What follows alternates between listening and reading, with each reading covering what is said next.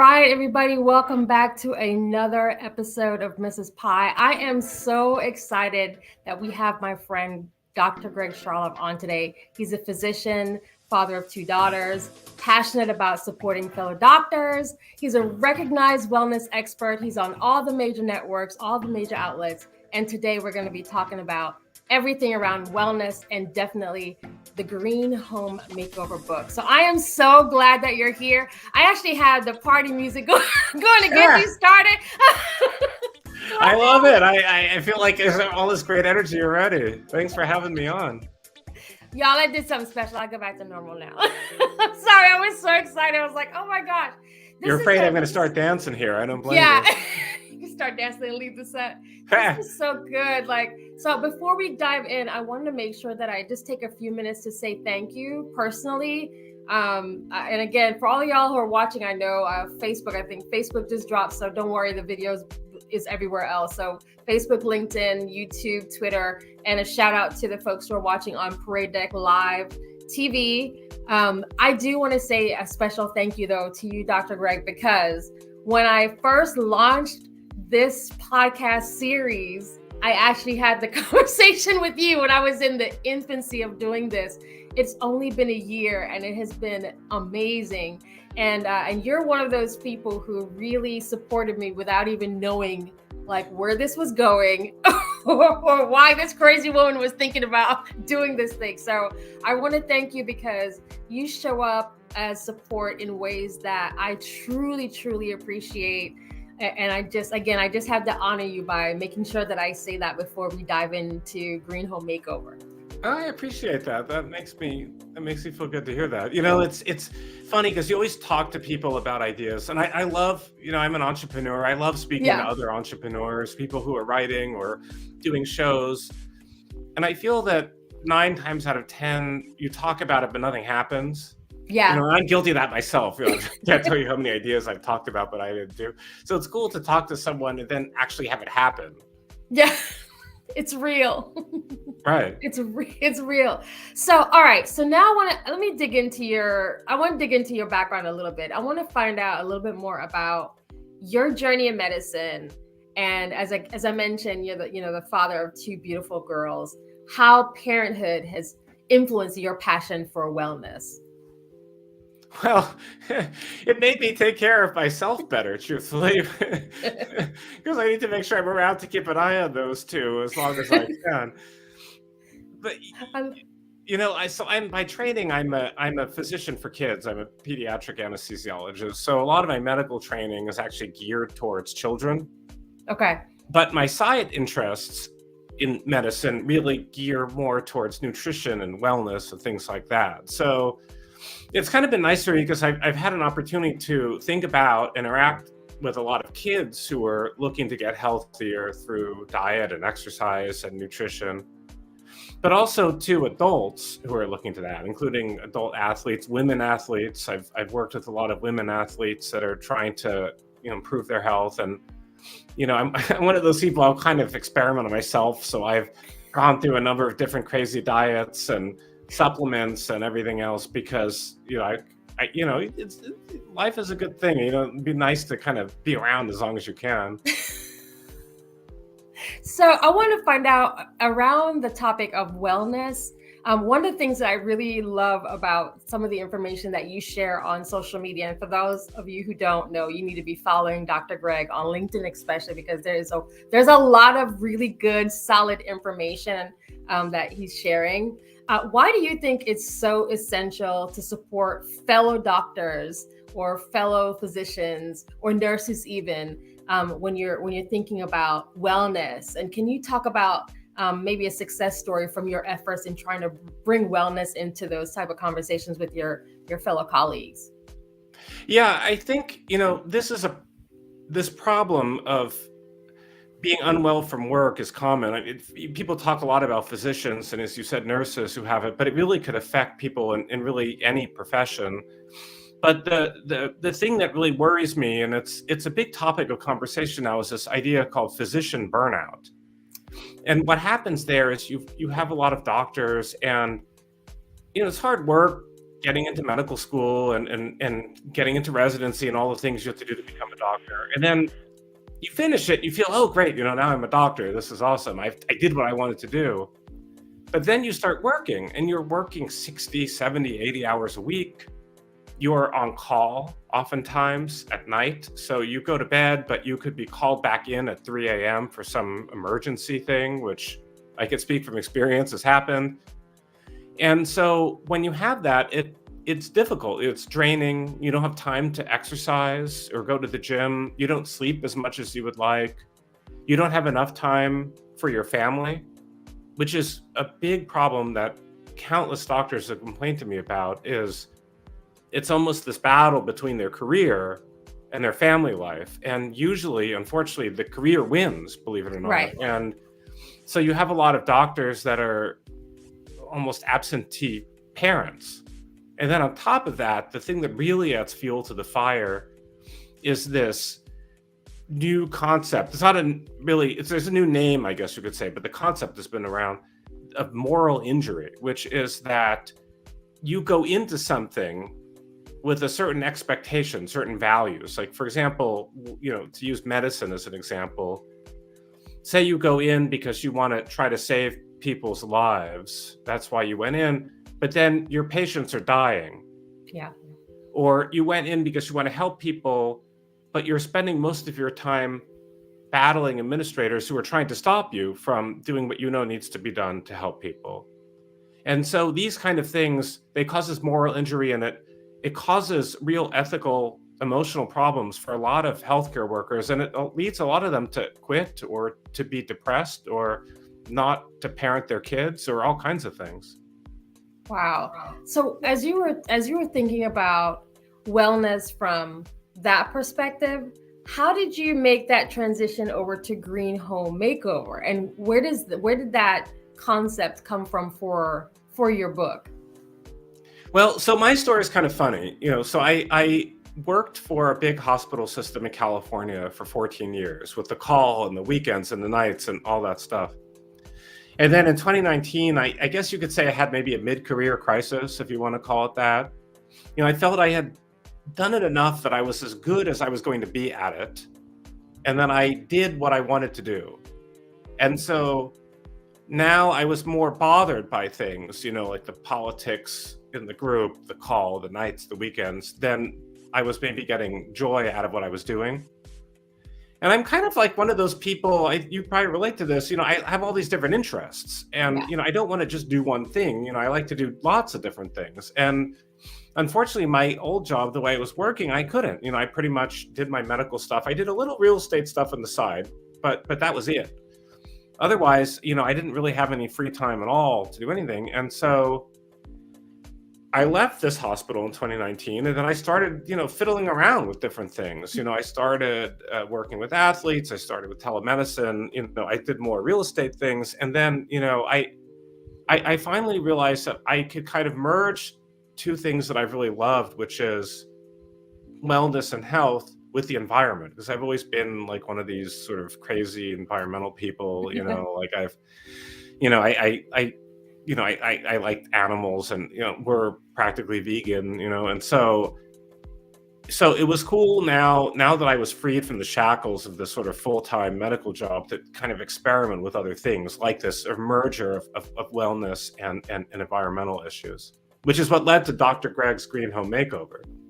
Okay, and so can you explain what this is? One of the things I was sharing for those of y'all who are going to be hearing this is the confusion around what's green and what's not, and trying to understand. There's so many terminologies are out there. I don't know if sustainability means the same as green, right? Or what exactly is that? So can you just help us with just the basics of what a green home would look like, or what does that mean?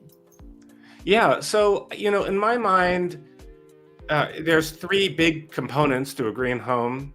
And we talk about this in the book, and one of them is how the home is constructed. So certain building materials, for example, are much better for the environment than others. If you're able to use recycled materials, if you can avoid vinyl, for example, and use say like marmoleum. Like there's a whole list of stuff. You've probably seen like those eat this, not that kind of yes, things. The same thing is true for your house. Like you could have two materials that you use in similar ways. That one's much better for the environment than the other. It's kind of like one wood, is endangered. The other wood, like bamboo, for example, is a great flooring, grows quickly. So another green feature is efficiency. So if you have old single pane windows, if you have drafty doors, you don't have good weather stripping, for example, you have an old furnace, the ducts for your furnace are not properly insulated, things like that, or you have old appliances.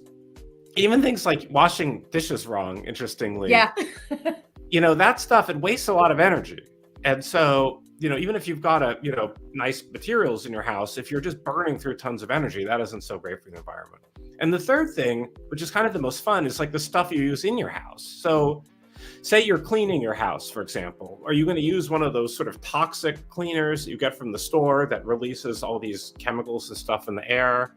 Or would you rather use a more natural alternative, which is better for the environment and better for you and your kids and your pets? So one of the things that I appreciated about the book, and y'all, I did get the preview because I couldn't wait. I was one of the first ones signing up. Okay. One of the things that I appreciated about the book, my daughter, our younger daughter, has asthma. And, for the longest time, I thought I was using kind of green type products that I would find at certain big box stores. But what I appreciated about your book was thinking about the alternatives. And then it was so simple, and I'm trying not to give it away because I really think that this is one of those books that you really need to, every household should have. It's an easy read. It's easy for you to honestly flip through and find what you need. I thought it was, and if I could do it, y'all could do it.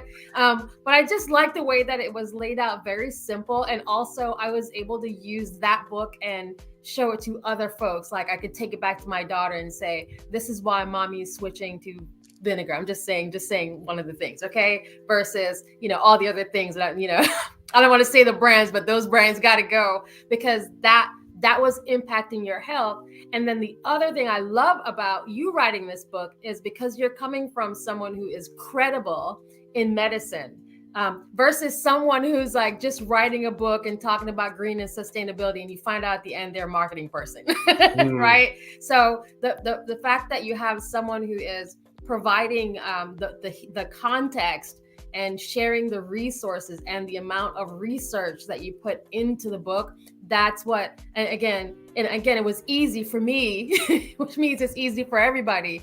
That's what I really appreciated about the Green Home Makeover, and I really love, and I couldn't wait to talk to you about that because I was like, okay, I need to know I need to know when the next book is coming. So I want to ask, for somebody who is just beginning their journey to a green home, is there like one immediate step after they buy the book? Because y'all need to get the book. Is there one immediate step that you would recommend that someone would take?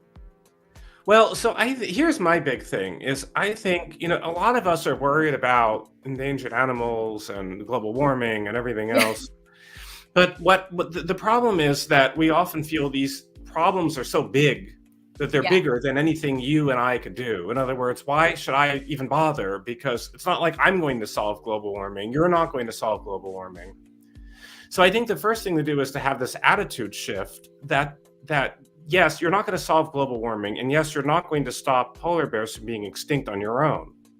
But you could take steps right now in your house that will help protect the planet. And, one of the stories I talk about is, and it comes up in the book, is actually the beginning of the book, is there was this terrible environmental disaster in Italy some years ago. And what happened was it was a small Italian town and there was a chemical factory there.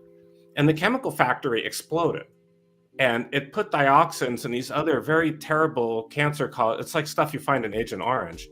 Wow. This terrible stuff in the air. And it came up in the air in the small town. And then the stuff, the ash and the dust from these exploded toxins came and settled down in this town. And it coated the houses, it killed a lot of the animals, it poisoned the crops, and it caused terrible illness among the people who lived there. And so the locals and the Italian government and the company all pitched in. It was a very big project, very difficult to clean this whole thing up. My point is that the reason why these factories exist with these terrible chemicals is to make the stuff that you and I use in our houses. Yeah. So when you buy say a piece of flooring that's made from a lot of chemicals, or you buy a household cleaner that's made from a lot of chemicals, it's not just that piece of flooring or that cleaner. There's a whole industry behind it that's waiting to have the next disaster, the next environmental disaster that could poison your town, another town. They're all ticking time bombs. And we're all, I think that's the sentiment there too, is we're all contributing, and there's small things, maybe, small things that we could do, but even from a purely selfish perspective, for your own family, for your own kids, right? Because for those who don't even want to think about, a lot of people don't even care what's happening down the street, right? But if you think about your own children and their health, or maybe if you don't have kids, maybe it's kids coming over into your environment. Maybe if you don't have that, maybe it's your own health. Like maybe it's to that level, like, we all want to live the best life, right? But we want to live long, healthy lives. Right. Things that you could do to help you do that in very, very simple, easy ways that you can do that. So if you're thinking about even, another thing that came to me, I was like, right now we're not in our forever home. We're in our home, and then there's a retirement home after that. But I was thinking, like, the next time we buy a home is to just literally have your book as a cheat to look at the types of materials that you should consider, because most of us aren't thinking about that. We're going for the house, the neighborhood, you know what I mean? The price, maybe the school district or the amenities, but we're not thinking about what's actually how our homes are being built and the products that are being used. So this is another one that if you're in the market for a home, pick up the book so that you have an idea of what kind of materials you should even ask your builder about. Or if you're a parent and you have, sick kids, or maybe you're the one that's sick, pick up the book so you can figure out, okay, these are the things that are recommended that I should use, and where it's really important to kind of distinguish between other writers. And I'm not just saying this because Dr. Greg is my friend. I'm saying it because he's a doctor. Okay. There's a hello Dumpy. There's a whole podcast watching you. Hello, Dumpy crowd. That again, you want to get the information from a credible source versus another beautiful marketing book, and y'all just as confused as you were when you started. So let me ask you, while I have you, because I know one of the things that I love about you also is that you have your hands in different pots, but you also do this very well. I tell people that there are some of us who can balance or spin multiple plates, and some people can only spin one plate. Some people are just great at one thing, and some people, like Dr. Greg and I, we need to be in multiple. We got to do a lot of stuff because we will get bored really quickly. We need to do that. Right. So I wonder if you could just talk about some of the other avenues you're working in, everything else that you've got going on. Well, there's a few things. We are still working on this project to help encourage girls to play sports. Yes. And that's based on some great research that found that I'm a little biased here, because I've got two daughters, like you mentioned, but there's some great research that shows that when girls play sports, they're much more likely to become executives, business executives as adults. Soccer to C-suite, right? From soccer to C-suite, right? Yes.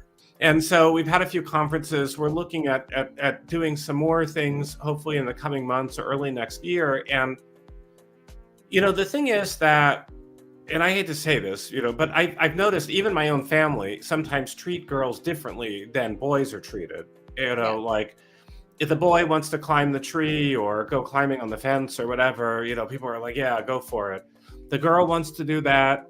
Even well-meaning people, they're like, oh, you're going to get your dress dirty, or, oh, don't climb that tree because you might fall. I can't tell you how many times I've heard that from well-meaning people. Now, my fear is that when girls hear that over and over again, they internalize it. Then eventually they become timid and fearful, which is not what you want. And so I think one, at least partial antidote to that is sports. You go out there, you have to be tough. You're trying to win. You want to beat other people. You're training hard. There's all these things that can help lead to success later. So that's one of the things that I'm really quite proud about, that I think is very important. I love that. And as soon as you have more events, please let us know, because I missed a couple, I confess, because my calendar was so nuts. But this is one of those. It's really important to me. I love that that you're leaning into philanthropy in that way as well, and that's another area that that we have in common, is giving our time, our talent. Sometimes it's not just writing a check. A lot of people are just writing a check and moving on to the next thing, right? But giving your time and also your talent to serve our communities. And Soccer to C-Suite is just one of those ways that we're able to reach girls. And I love the fact that you talk about starting early, because a lot of women, they get to their 20s and they've already been told by whoever, society, family, friends, whatever, who they are, and they have no sense of identity. They get to their 30s, they're just as lost. And you get to your 50 and you're saying you have some kind of syndrome that you don't have, as a confidence breakdown, right? So I traffic in high confidence, but that was something that was instilled in me a long time ago by my parents. And so I love that you are still going to be able to support girls and women in that way, to help us kind of bridge the gap that way. And I think girls, in some ways, I mean, maybe all kids to some degree, but girls in particular, they're under assault more than ever before. Yeah. By things like social media. It's it's a relatively new thing, as humanity goes, but it's I think it's partly responsible for the big explosion we see in mental health problems, depression, anxiety, suicide among teenage girls. And I mean, I don't really use Snapchat, and I don't want to pick on it, because I know all the social media things do something like this. I'm not trying to just single them out, but there's a thing you probably know better than I do, like a Snap Map, right? So what it does is it shows where all of your friends are. There was actually a Wall Street Journal article about this. It shows where all of your, that's how I know.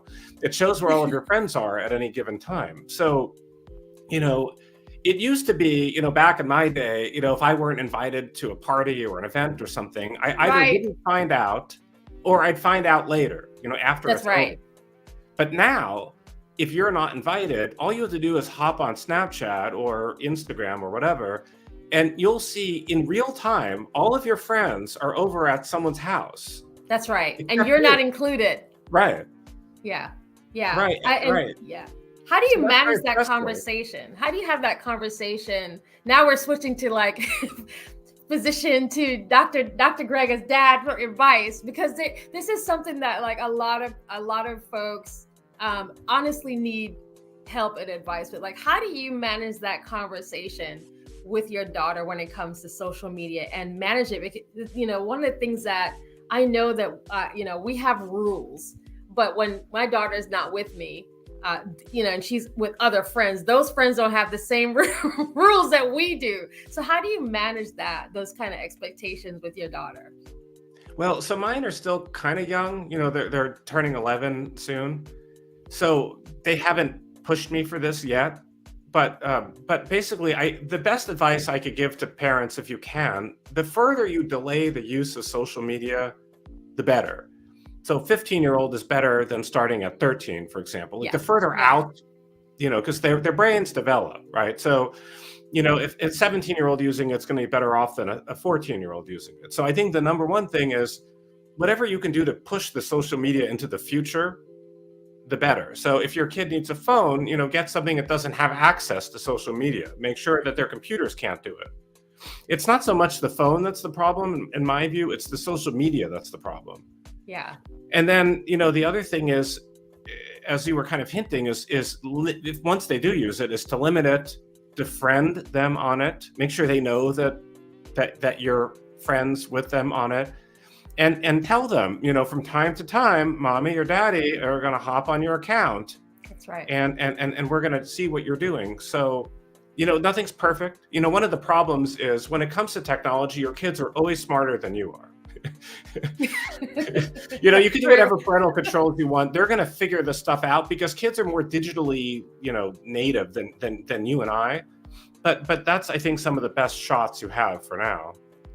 Wow, I love that. I love that. So I'm watching the time. I wanted to find out more about maybe future projects or pending projects or anything that we could be on the watch for. So do you want to share anything around maybe future projects that are still in development that we could kind of watch out for? Yeah, and I know that you have a lot of people with military backgrounds who follow you. Yes. So one of the big things, I've always been a kind of a military buff. I wasn't in the military personally, so I'm not from experience, but I've just followed it. I've loved it. I love reading about it. And so one of the things we're looking at is coming up with an alternative for the World Economic Forum Davos conference. And what that conference does is it brings kind of big shots from all over the world together to discuss kind of hotty things in Europe. We want to make an alternative where we're going to bring kind of smart, interesting people, many of whom from a military or leadership background, together from around the world, from not just the US, but also from Europe and the Middle East and Asia. And hopefully bring smart people together who are not crazy ideologues, who are not extremists one way or another, and to try to find solutions to some of the big problems. Because in my view, one of the reasons it's hard to do anything is because things are so polarized. Everybody is so extreme this way or that way. You can't even talk to each other. Yeah. You have to find like a common sense middle that you can bring together to actually work on real solutions. I love that. So make sure everyone. I'm looking to my left because that's the Parade Deck TV. So I check out the screen every now and then. But just a call out for all of our veterans and male spouses that as these opportunities come up, I'll definitely make sure that you know what's going down, because there's a lot of folks that would kind of fit that landscape in terms of like having the talent, having that knowledge and expertise, and they want to solve problems globally. So that is so amazing. I think that is going to be fantastic. And I'm already like, I know like 5-6 people I want to put their names in the hat right now, because I know they'd be great at it. This has been so good. Before we close, I know we're coming down to our 30-minute mark, but before we close, I want to make sure, is there anything that, anything else that you wanted to share? I want to make sure that you have a chance to share anything else before we tell these people deuces. No, this is great. You covered a lot of the big topics. It's always fun chatting with you. And, I appreciate you having me on. If people who are listening to this want to reach me, like you said, LinkedIn is a great way. I'm really pretty decent at LinkedIn. So if you like that, look for me, add me, say that you watched this show. So I make sure to add you back. And if you're interested in the book, Dr. Greg's Green Home Makeover, it's called. The easiest way to get it is from Amazon. You can get it as a paperback or as a Kindle book. And go check it out. I'd love to get your feedback if you do and hear what you think about it. Yeah, that's a good point. For those of y'all who are purchasing the book, make sure you leave a feedback. Come on. It costs nothing to do that. Leave a feedback, please. Authors need that. I'm saying that on behalf of all the authors and Dr. Greg. Agreed. You're so right about that. This was so good. Thank you so much. We're going to hang out in the back room for a couple of minutes, but again, I just want to thank you for coming on. I know it's been a while waiting for you to come on here. I'm just glad we got you before you went on another TV talk. And sir, he's always on the news media, y'all. So I'm just excited that I was able to get Dr. Greg to come on and talk about Dr. Greg's Green Home Makeover. Make sure you check him out on Amazon. If you can't find him, you can find me, and I will make sure that you're connected. Y'all, thank you so much for watching, and have a wonderful night. Thanks for having me. Sure.